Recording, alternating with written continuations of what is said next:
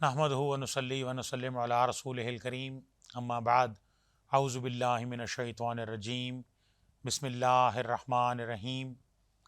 नाज़रीन इकराम, अस्सलामु अलैकुम व रहमतुल्लाहि तआला व बरकातुहू।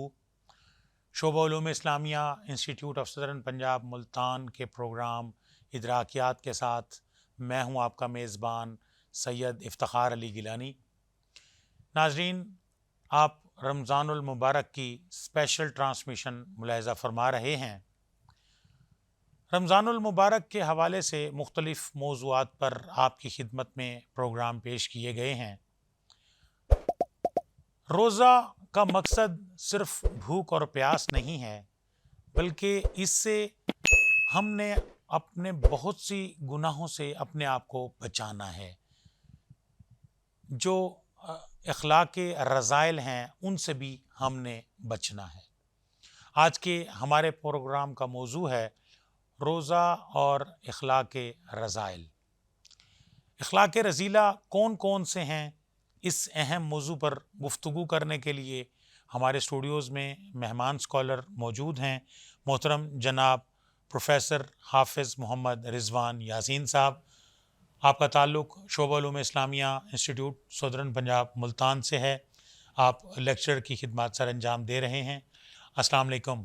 वालेकुम अस्सलाम व रहमतुल्लाहि व बरकातुहू। सबसे पहले तो मैं आपका बेहद ममनून हूँ कि आप स्टूडियो तशरीफ़ लाए और एक अहम मौजू पर गुफ्तगू करने के लिए आपको हमने मदऊ किया और आपने हमारी दावत को कबूल फरमाया।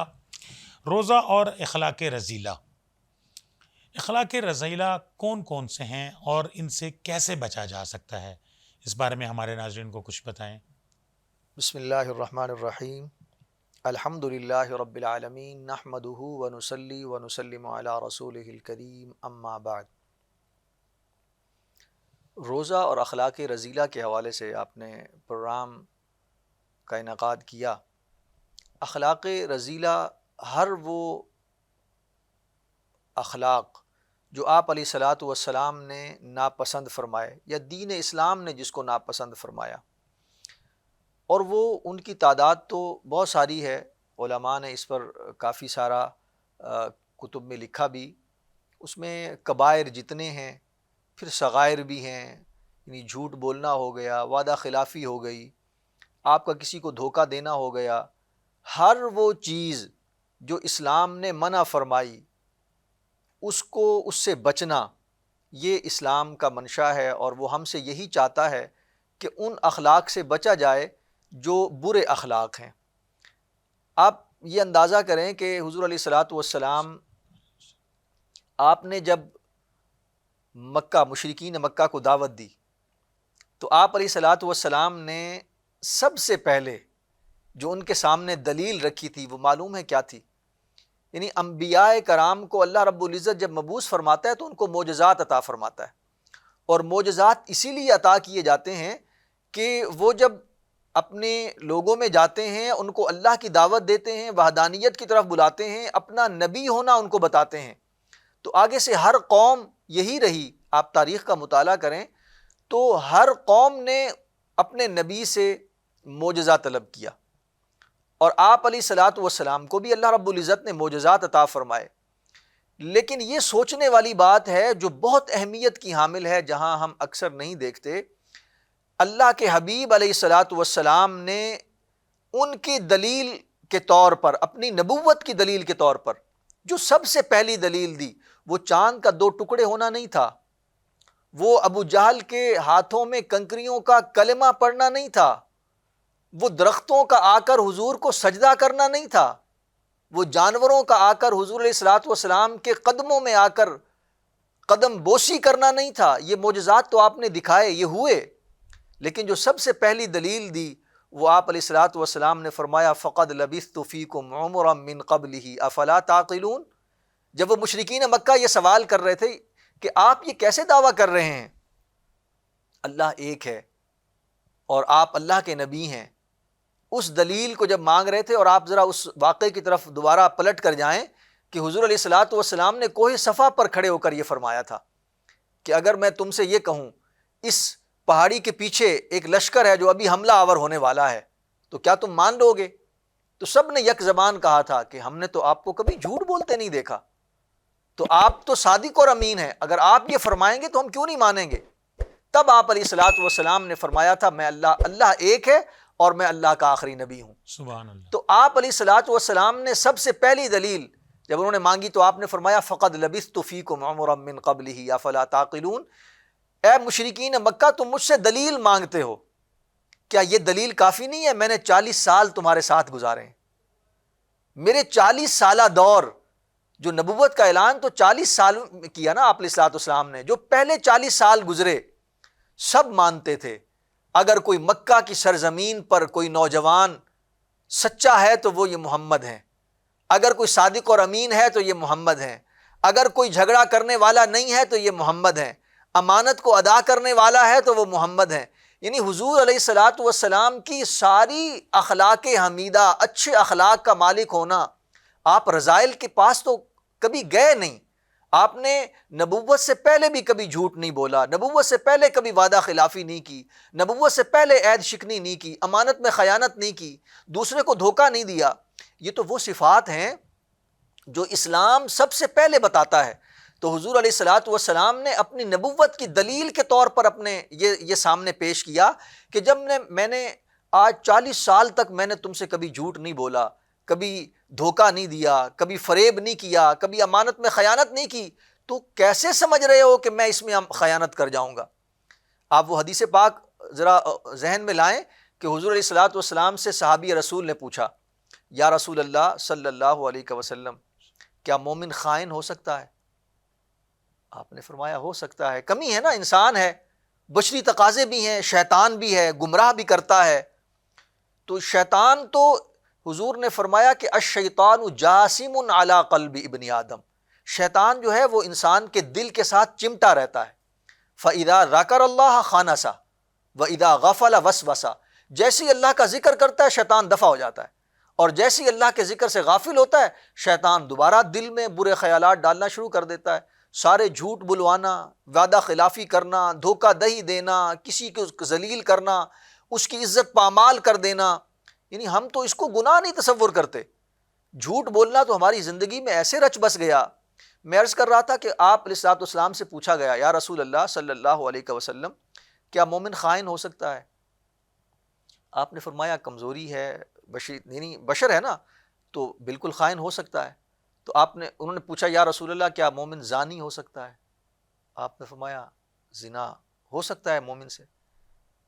سوالات پوچھے، اس میں ایک سوال تھا، پوچھا یا رسول اللہ صلی اللہ علیہ وسلم کیا مومن جھوٹا ہو سکتا ہے؟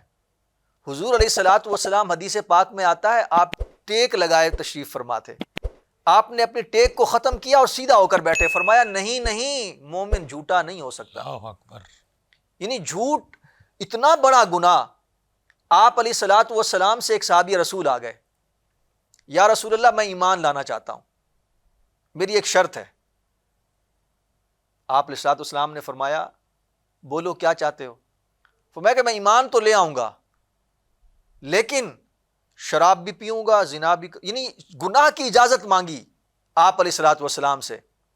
جب وہ اجازت مانگ رہا تھا حدیث پاک میں حضرت عمر فاروق، کیونکہ جلالی تھے نا، جلال غصہ آتا تھا، آپ نے فوراً جیسے ہی وہ مانگ رہا تھا تلواریں نکل آئیں کہ یہ تو رسول اللہ کے سامنے یہ بات کر رہے، تیری یہ جرت۔ آپ علیہ الصلوۃ والسلام نے اشارہ کیا، منع فرمایا نہیں رک جاؤ۔ جب اس نے یہ اجازت مانگی کہ یا رسول اللہ مجھے یہ ان گناہوں کی اجازت دیں، میں ایمان لے آتا ہوں، تو آپ علیہ الصلوۃ والسلام نے، آپ نور نبوت سے دیکھ رہے تھے اور شارع کی حیثیت سے تھے، آپ نے فرمایا ٹھیک ہے پھر مجھ سے ایک وعدہ کرو، تم ایک چیز چھوڑ دو۔ عرض کیا یا رسول اللہ جی حکم فرمائیں۔ آپ نے فرمایا جھوٹ نہیں بولو گے، جاؤ باقی کی اجازت ہے۔ اس کو باقی کی اجازت دے دی اور فرمایا جھوٹ نہیں بولو گے۔ اب وہ صحابی رسول فرماتے ہیں میں گیا، میں نے شراب پینا چاہی، اب میں نے کہا میں شراب پیوں گا، اور حضور نے پوچھ لیا کہ تم شراب پی تھی تم نے، جھوٹ تو بولنا نہیں ہے، تو کیا سب صحابہ کرام کے سامنے بے عزتی نہیں ہوگی؟ اور اسی طرح فرماتے ہیں میں دوسرے گناہوں میں جب میرا ارادہ ہوتا، حضور کا وہ وعدہ مجھے یاد آتا کہ جھوٹ نہیں بولنا، تو میں جو گناہ کرنا چاہتا پھر مجھے حضور کی بات یاد آتی، میں اس گناہ سے رک جاتا۔ فساد کی جڑ جھوٹ ہے۔ جھوٹ، یعنی اگر ہم صرف ایک جھوٹ کو ہی چھوڑ دیں تو ہم بالکل سیدھے راستے پہ آ جائیں گے. اور ہم اس کو عجیب بات یہ ہے کہ ہم اس کو اپنی زندگی میں اہمیت، جھوٹ بولنا تو ایسا ہو گیا لعنت ہے. اللہ علی القاذبین، اللہ اللہ کی تعالیٰ لعنت، قرآن مجید میں فرماتے ہیں کہ جھوٹے پر اللہ کی لعنت ہے، اللہ اور کی جس پر لعنت. اللہ کی لعنت ہو جائے تو اس میں کیا بچتا ہے اللہ اس کے پاس اکبر. اور اور باقی. ہم مجموعی طور پر اس کا اور شکار ہم تو ہیں. مذاق، اچھا پھر ہم اس کو کہتے ہیں کہ جی میں تو مذاق کر رہا تھا. مذاق تو کر رہا، یہ مذاق نہیں ہے، جھوٹ جھوٹ ہے. بالکل جھوٹ جھوٹ ہے. اور پھر ایک اور دیکھیں، دوسرے کو بے عزت کر دینا، یعنی ہم کسی کو اس کی عزت تار تار کر دیں، اس کو ہم گناہ ہی نہیں سمجھتے. اور اس کی عزت و حرمت، حضور علیہ الصلوۃ والسلام مکۃ المکرمہ سے مدینہ منورہ ہجرت کر کے مجبوری کے عالم میں، قریش مکہ نے حضور کو ایذا رسانیاں اتنی دیں، حضور مجبور ہو گئے ہجرت کرنے پر. جب آپ تشریف لے کر جا رہے تھے، آپ نے اس وقت خانہ کعبہ کو خطاب فرمایا. آپ نے فرمایا میں چھوڑنا نہیں چاہتا تجھے، تو اللہ کا گھر ہے، لیکن مجھے مجبور کیا گیا ہے. اور پھر آپ نے فرمایا کہ سن، اے خانہ کعبہ کو خطاب کر کے فرمایا تیری حرمت سے زیادہ ایک مومن کی جان کی حرمت ہے، تیری حرمت سے زیادہ ایک مومن کی عزت کی حرمت ہے. اور ایک مومن کی عزت کی حرمت حضور علیہ الصلوۃ والسلام خانہ کعبہ کی حرمت سے بڑی بتا رہے ہیں. ہم یہ اندازہ لگائیں، ہم خانہ کعبہ میں تو جا کر بڑے مؤدب ہو جائیں اور وہاں پر سارے آداب ملحوظ خاطر رکھیں، اور یہاں ہم ایک دوسرے مومن کی عزت کو تار تار کرنے میں کوئی مسئلہ درپیش نہ ہو، تو ہم یہ سوچیں، وہ کسی بزرگ کا وہ ہے نا مشہور شعر کہ مسجد ڈھا دے مندر ڈھا دے پر کسی دا دل نہ ڈھائیں. کیا مطلب کیا تھا کہ یہ دلوں میں جو اللہ رہتا ہے نا، یعنی کسی کی عزت کرنا، کسی کو عزت دینا، کسی کی توقیر کرنا، یہ مومن غیبت کرنا، بہتان لگانا، تہمت لگانا اور اس طرح کی اور بے شمار ایسے سارے گناہ اخلاق رذائل ہیں. لیکن یعنی ہم یہ تو ہم مذاق میں کر دیتے نا کہ کوئی شخص آیا، یہ عموم آ گیا نا. ہم عام طور پر کسی کو بے عزت کرنا، اس کی تضحیق کر دینا، ہم یہ اپنا رائٹ سمجھتے ہیں، حالانکہ کوئی دین اسلام نے اس کی اجازت نہیں دی.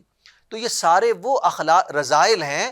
یہ آپ علیہ الصلوۃ والسلام کی حیات طیبہ ہمیں یہ بتاتی ہے کہ ہم جب تک ان رذائل سے پاک نہیں ہوں گے، اور کب تک پاک نہیں ہوں گے؟ جب تک یہ دل پاک نہیں ہوگا. اور دل کی پاکی میں نے ابھی آپ کے سامنے حدیث مبارکہ عرض کی.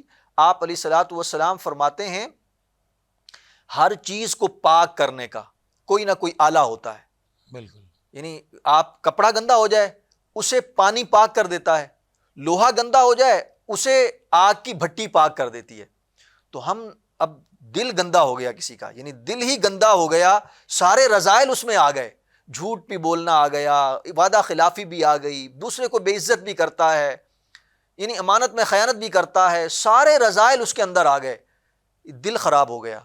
یا رسول اللہ صلی اللہ علیہ وسلم، اب اس دل کو کیسے صاف کیا جائے؟ حضور علیہ الصلوۃ والسلام نے ہر چیز کا حل ہمیں بتا دیا اور فرمایا دل کی پاکی اللہ کے ذکر سے حاصل ہوتی ہے. یہ اللہ کا ذکر دلوں کو پاک کر دیتا ہے. سبحان اللہ. دلوں کو جب پاکی حاصل ہو جاتی ہے، رذائل ختم ہو جاتے ہیں، تزکیہ نفس حاصل ہو جاتا ہے، پھر انسان ان تمام رذائل سے دور ہو کر اخلاق حمیدہ کا پیکر بن جاتا ہے.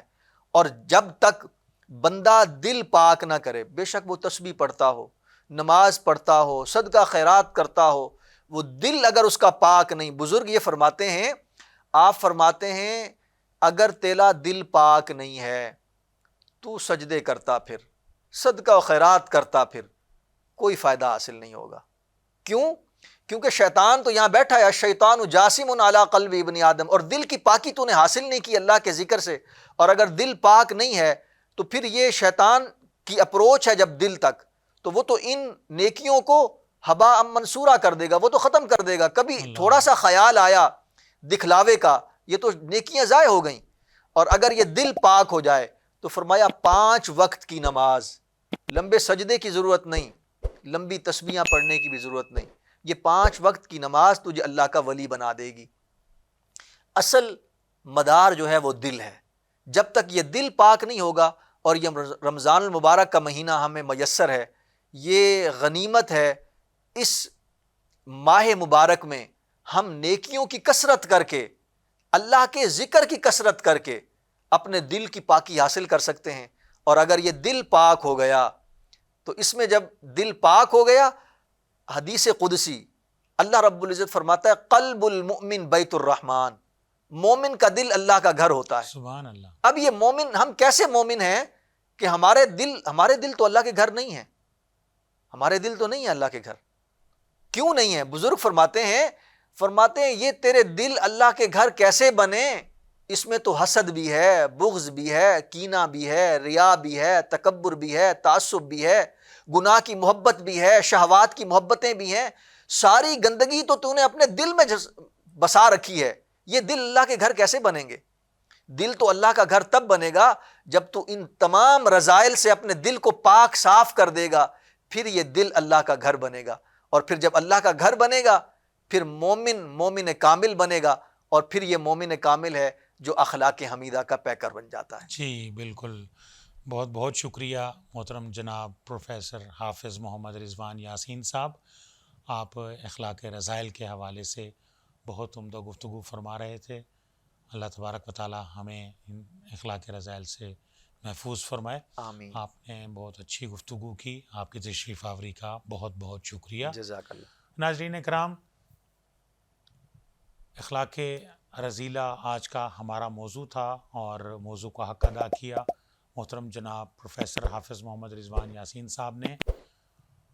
رمضان المبارک کا بابرکت مہینہ ہے، اور روزہ صرف بھوک پیاس کا نام نہیں ہے، بلکہ ہم نے اپنے آپ کو ان جو رذیلہ جو اخلاق ہیں ان سے اپنے آپ کو بچانا ہے۔ اللہ تبارک و تعالیٰ سے دعا ہے کہ اللہ تبارک و تعالیٰ ہمیں ان سے محفوظ فرمائیں۔ ان الفاظ کے ساتھ اپنے میزبان افتخار علی گیلانی کو اب اجازت دیجیے۔ وآخر دعوانا ان الحمد للہ رب العالمین۔